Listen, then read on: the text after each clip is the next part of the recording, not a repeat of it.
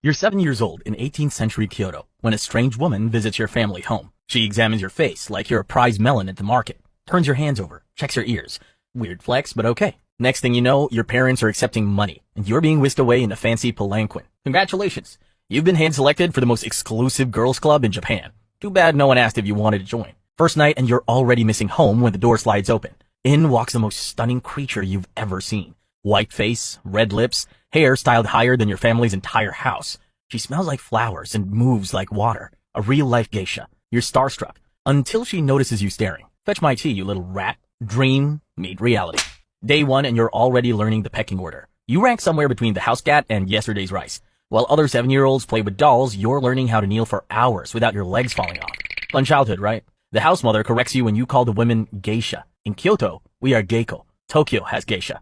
Learn the difference or scrub floors forever. Geography lesson complete. 4 months in and you've mastered the fine art of walking silently, breathing invisibly, and disappearing instantly. You've been smacked with the fan 17 times for various crimes like existing too loudly and blinking incorrectly. One evening, the house mother orders you to serve tea to an important guest. Your hands shake so hard you're basically creating waves in the teacup. Don't spill, don't spill. You manage to set it down without a disaster. Then, without thinking, you turn the cup so its design faces the guest. Exactly like you've seen the geiko do. The house mother raises an eyebrow. The senior geiko actually looks at you. Not through you, but at you. The girl has potential, she says. 3 words. That's it. But suddenly, you're floating. Someone noticed. Someone approved. For the first time, you're not just a servant, but a student of something ancient and exclusive. You still sleep on a threadbare futon in the corner, though. Let's not get carried away with the optimism. 3 years in, and your back has permanently curved into the perfect bowing shape. Evolution has nothing on geisha training. Morning routine, wake before the sun. Stretch your legs until they scream. Practice walking with a book on your head. Then 2 books. Then add a cup of water. Spill a drop, start over. Your neck muscles could now support a small building. Afternoons are for shamisen practice. 3 hours of plucking strings with your fingertips until they bleed, then callus, then bleed again. Other girls your age are chasing boys. You're chasing perfect pitch and losing fingernails in the process. The music teacher smacks your hand with a bamboo stick. She's 80 years old but has the aim of an archer. You're basically playing musical dodgeball with your fingers as the ball. Dinner comes with a side of etiquette lessons. 37 different ways to pour sake. 23 ways to compliment a man's business success without actually knowing what his business does. 15 acceptable conversation topics and 300 forbidden ones. Quiz tomorrow. By 13, you've memorized every kimono pattern in the house. You can identify a geiko's rank, specialty, and even personality from her obi knot alone.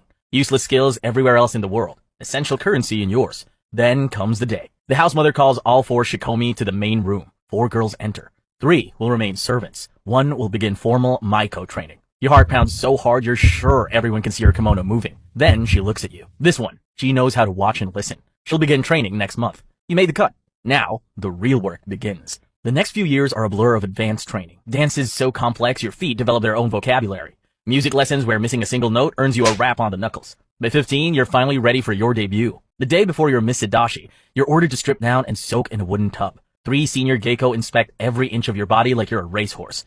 Too thin, one mutters. Good neck, says another. Small chest. Easier for the kimono, adds the third. You're officially reduced to a collection of parts, not a person. Transformation day arrives. The makeup artist approaches with a pot of white paint. Don't move, don't speak, don't breathe too hard. She applies a base layer that feels like wet cement on your face.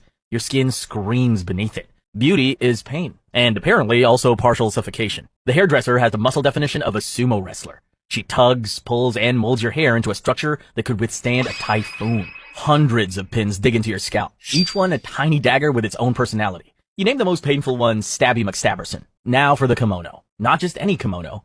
A furisode with sleeves so long they practically drag on the floor. Price tag? More than your entire Okia makes in 3 months. Final touches. 6-inch wooden sandals that transform walking into an extreme balancing act. You're now a walking, talking national treasure.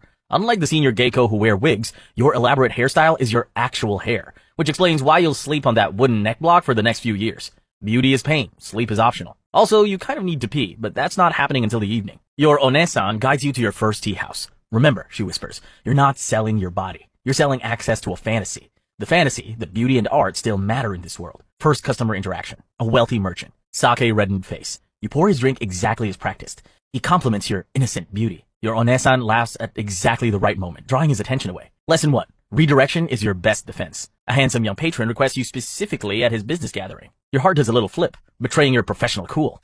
Your onesan notices immediately. After the party, her advice is blunt. Hearts are terrible investments in our business. Admiration is currency. Attachment is debt. Cool, but she's not wrong. At 17, you're giving your first solo dance performance at a major festival. Your stomach performs its own interpretive dance routine of pure terror.